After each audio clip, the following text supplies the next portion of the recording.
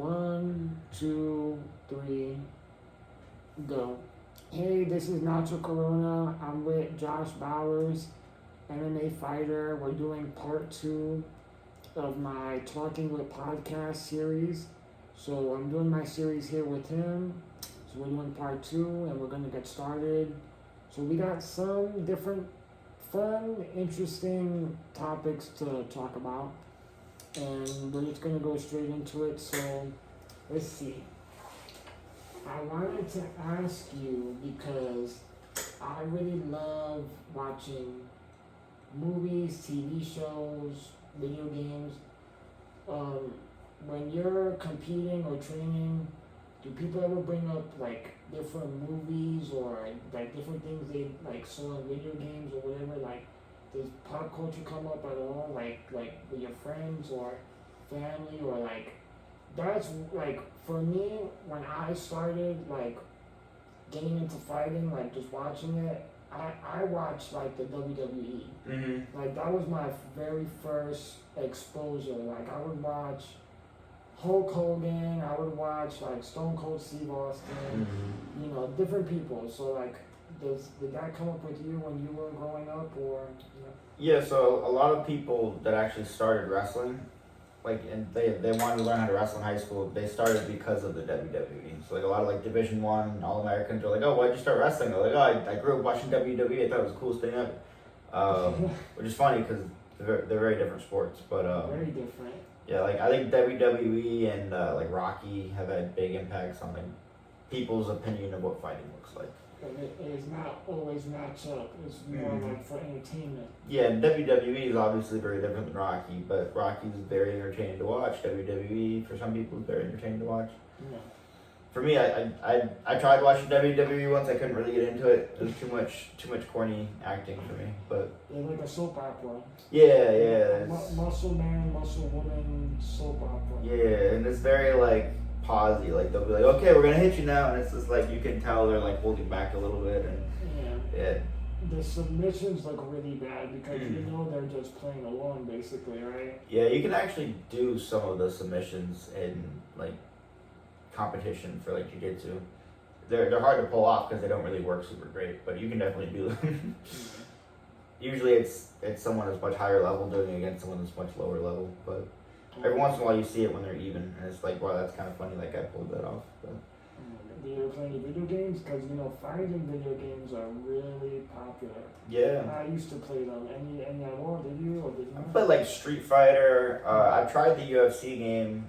It's kind of a little bit clunky. It's hard to work through. Yeah. I think it's gotten better now, but yeah, mostly like Street Fighter, like Marvel versus Capcom, like those kinds of games I played a lot of. Now, sometimes in those games, just like with the movies, real life fighting styles would come up. Mm-hmm. Like, I think if you played Street Fighter, I think the character Ken, Mm-hmm. he uses his legs a lot. Is that like Taekwondo? Do you know anything about that fighting style? I played Street Fighter before I knew how to throw a kick, so I think from what I remember, a lot of it is just them like crouching down and kicking, or like just throwing like straightforward kicks. So I guess it would sort of relate, but most of that's built up to make it look cooler than it actually is. I think so, yeah. Yeah, but a lot of times in movies, those moves like are legit. They hire people to train either a stunt double or the actual actor, and like they show them real moves. Like if you see like Black Widow doing some spinny, crazy thing on some guard in the show, that's actually like a jiu-jitsu or judo throw. Yeah. She just learned it for that moment. Right. It's easy to pull off a move on someone that's letting you do it to them. It's harder to do it to someone that doesn't want you to do it to them. So you're bringing me into the next topic. So street fighting, say for example, if you're walking down the street and there's someone that provokes you or wants to insult you and is ready to fight, you know, and you're on like say pavement, you know, parking lot, whatever, right? Mm-hmm. So does knowing MMA, mixed martial arts, help you in any way of having to defend yourself? It gives you a sense of confidence for sure. It makes you. I think most people that start fights in the street are starting fights because they want to prove something, right? They want to know what they're capable of, and they're not fully thinking through the situation. So if I'm somebody that knows how to fight, you're not usually looking to fight somebody that doesn't know how to fight. Like you know how that's gonna go. So your priority would be to de-escalate that situation if at all possible, or to like secure them to the floor gently as possible. Right. If it's self-defense and someone's trying to kill you, that's a little bit different. Yeah. And that's where you get the whole argument of like, oh, what martial art works best for self-defense? Right. There's kind of a lot of different thoughts on there. Yeah. If we want to go into that, Yeah. like I always consider wrestling's a very like physical sport. It's very like it requires speed, agility, a little bit of strength. Usually the reason of weight classes is because the bigger guy, it's really hard to double leg a guy that's like take somebody down that's 280 pounds if I'm only 160. You know what I'm saying? I'd have to really use a lot of technique. So usually when people talk about self-defense, I if you're like a weaker person or maybe you're like a girl, like you don't have a lot of more muscle mass, guys inherently have more muscle. Right. Or if you're a smaller dude and you want to learn self-defense, I would say jiu-jitsu is a pretty good art because if you're getting assaulted as a girl, it's usually not going to be a fight. It's going to be someone's grabbing you, right? Someone's trying to grab you and take you away somewhere. And that immediately, once you're grabbed, that is a grappling situation that you're in. Yeah. So I think jiu-jitsu would be the most beneficial because again, you learn how to get out of that situation.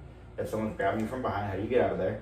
And then you learn how to either put them to sleep, break something, and then you can get out of the situation safely. So I think there was something funny I saw on the internet where like a professional female MMA fighter was at a red light. She was waiting for a crosswalk, and some guy came up with a gun and was like, "Hey, like you're coming with me." And she turns to her right and told some lady next to her to call 911 for him, and then she beat the snot out of him. And his face is all like bruised and blistered and beat up, and she just held him there until the cops came. Now, you did brought things to attention. So, when I was doing my research last night, I noticed that some of the pictures they showed, certain people got, you would say, long-term injuries, like they'll have their ears that are all swollen up. Mm-hmm. Have you seen anyone like that friends or coaches that have their ears swollen up? Yes, in wrestling, that's I would say the most common in wrestling. They call it like wrestler's ear. I've had it in both ears. I took a little like diabetic needle and drained it all out. It's a lot of times it's blood. Sometimes it's like a little bit of pus. So like you drain it out, it's this weird like red orangey color. And it's just the cartilage in your ear breaks and then it starts filling with fluid and there's no blood flow to your ear. So that fluid has nowhere to go once it's in there. So a lot of times you can pressure it down and like you just see people like holding their ears like this all day. Or you can drain it and then pressure it, and then that's what I did, and that seems to work.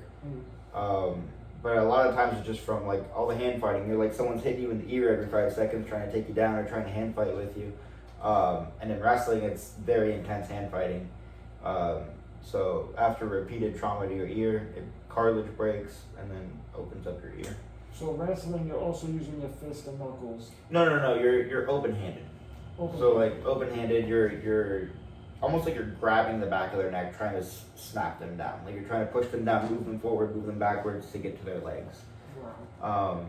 Sometimes boxers get it, I would say, because they get hit in the ear. But it's most common in wrestling. I know like a lot of jiu-jitsu guys really want to get it because they think it makes them look tough. Wrestlers want to get it because they think it makes them look tough. Yeah, I've seen people do crazy things where they like put rubber bands on their ears and stick them between weights and try to smash them. And then some people get really upset about it, like, no, you have to earn that or something. Like, I don't care what you want to do with your ear, man. For me, it doesn't bother me. But I think people are silly trying to break open the cartilage in their ears just because they want to look tough. From your experience fighting, what are some areas, if you do, like aim for? Like, do you aim for like the chin, the nose, such and such? Do you have for like competition? Competition, yeah. I would say wherever you can get to in competition. Like if the guy's keeping his hands down and you're trying to hit the body, you're probably gonna not have much success because he's defending his body. If his hands are down, his head's open. You know what I'm saying? If his hands are up, his body's open. So whatever that guy's giving you is what you're gonna go for. Yeah. A lot of times you start throwing punches towards his head and he's covering up his head, and then you throw a kick to the body, and that kick's gonna land a lot harder because his hands are up. So a lot of times it's setting up whatever attack you want, and I think different body types promote different kinds of attacks. Yeah. I'm very short. I got short arms, so I have to get close to attack. Yeah. And my kicks might work better because they're more range. So I can use my punches. They might not connect super great, but then his hands are up, and then I can throw in a kick. If you're lengthier, might use more boxing. Is there any way to measure your strikes, like with the machine, or Like how fast? how hard you're hitting, how fast? They have machines for that. I'm not sure how accurate they are. I know for like the professional fighters, they like to put them on those machines and see who's got the strongest punch. I think for a while it was Francis Ngannou, and then someone beat him, and then someone beat that guy. But they definitely have a way to measure it for sure. Right. Usually it's the heavyweights that's the most powerful punch. When you're defending yourself, do you use certain mechanisms? Like, do you keep your team sharp? Yeah, The just try team, yeah, hands up. that helps. Depending on which punch is coming at you, so if a punch is coming like a jab, like straight at you, you usually try to parry it out of the way. And then if after the jab is going to come across, so then your left hand's got to come up. After the cross, going to come a hook. So then it's usually when your left punch throws, the other hand's got to throw a punch. So your left hand's coming up, then your right hand's coming up, and you're trying to defend. It's hard to throw the same punch to the same side and have that be very quick. It happens. Like you can do a double jab, and then you can do a hook with that same hand, and I didn't even use my right hand. It just depends on what that guy's giving you. So, throughout your time fighting, do you feel like you're more defensive, offensive, a mixture of both, or does that even matter?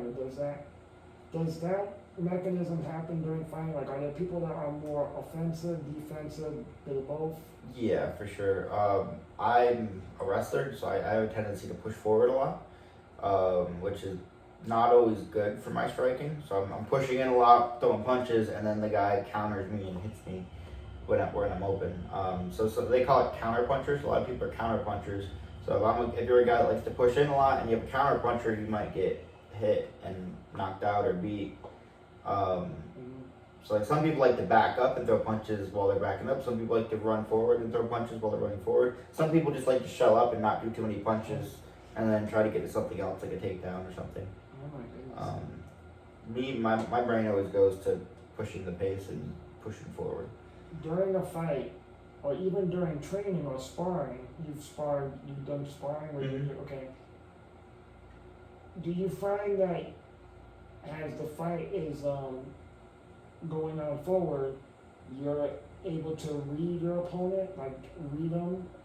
Is there any reading involved from like your mind forward, reading their opponents or what they might do, what they're gonna do? Yeah, so the things I look for is the kinds of punches or kicks he's been throwing a lot. So like if he's throwing a lot more punches than he has kicks, I'm looking for punches. If he's really likes his jab hand and he's jabbed me, how do I get past the jab? I'll go to my corner and be like, hey, I can't get past the jab. And my coach will tell me something and I'll go implement that. Wow. If they're a big wrestler, you gotta watch for the takedown. If they're a big jiu-jitsu guy, once you get the takedown, you gotta watch out for their submissions. So like there's a lot of strategy and game plan. I usually let my coaches make the game plan, and then I'm like, hey, I really like this position, and then they help me get there. A lot of it's trusting your coaches because sometimes you're blind to see it in the ring. The other thing I look for is how tired the guy across me is. If I'm less tired than the guy across me, that's a good sign.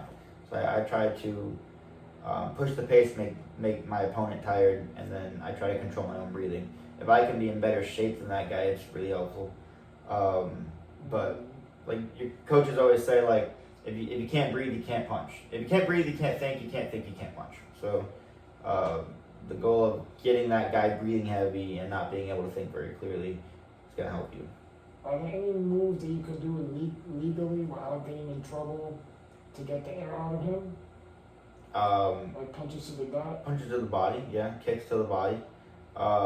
If anyone, like if you watch the White House card for the UFC. Justin Gaethje hit like a knee into Ilya Poirier's ribs, and that took all the wind out of him. Like even after a minute to recover, he couldn't get off the stool. Oh my goodness.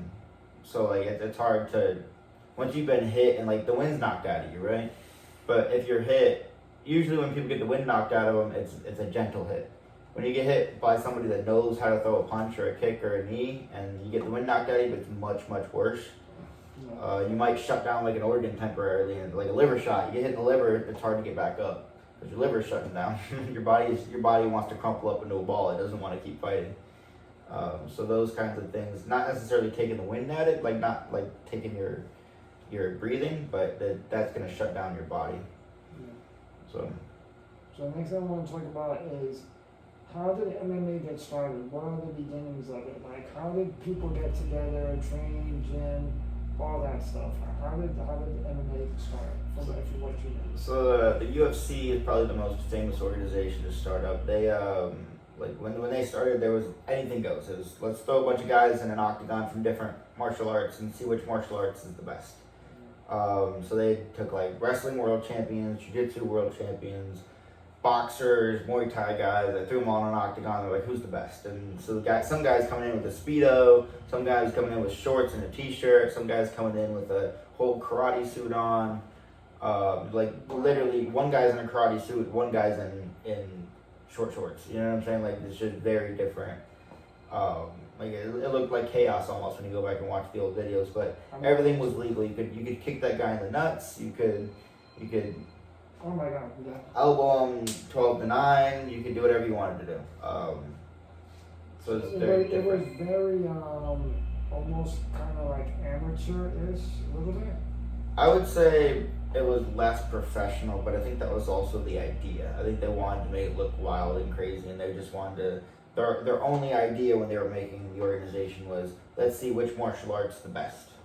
And then what they discovered is, I think now most people would say, they all kind of work together. Like, there might be some that are better to start with, but at the end of the day, like, what finishes the fights? Well, it's the boxing or it's the jiu-jitsu, but what helps you get to those situations? Well, it's the wrestling. So it all kind of ties together, and I think as we get better at MMA, we're learning more about, it's not just one martial art that's superior to the rest. It's, okay, these ones are good for different reasons, kinds of things. Are there some that feel more essential? Like from talking with you, yes, it sounds like wrestling is really essential, just to what I'm seeing so far. Yeah, I would say pretty hard to become a professional fighter if you don't know some level of wrestling. You got to at least know how to defend it, or how to once you get taken down, how do you get back up?